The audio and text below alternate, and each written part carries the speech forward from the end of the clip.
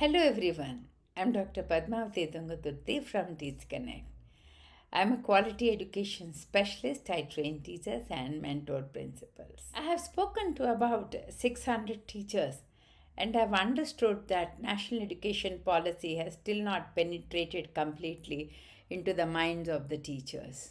As I'm on a mission of improving the quality of education at schools, I would like to decode 1 point a day from the National Education Policy 2020, and every day one video I will be able to release. This will help the teachers to understand national education policy in its right spirit, and equitable education can be imparted to students at schools. The access to learning has to happen. Every child has to learn. This is the mission of National Education Policy.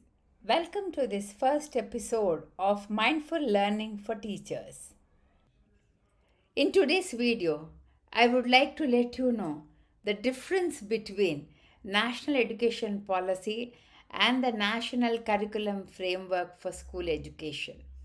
These two are very important documents. They both talk about the importance of education and they give us the guidelines. But what is the subtle difference between NEP and NCF-SE?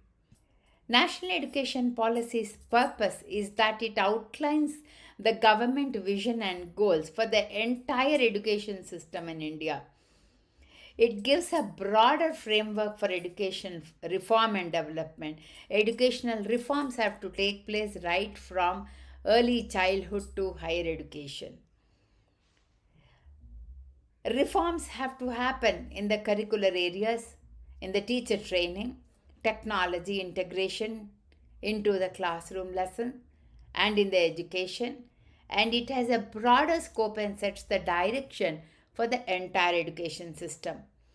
Whereas National Curriculum Framework for School Education focuses on curriculum development and pedagogy only, that too for the school education. It gives guidelines for the structure and content of school curriculum, the teaching approaches, and the assessment methods. That means National Curriculum Framework for School Education deals with the first part of it, that is the curriculum, the middle part of it, that's the teaching approaches, and the assessment methods, that's the conclusion. It primarily deals what students should learn and how it should be taught, and how the progress should be assessed, and what is the importance of assessment for the student. We all know that National Education Policy is a permanent change made, and it's the long-term vision for education.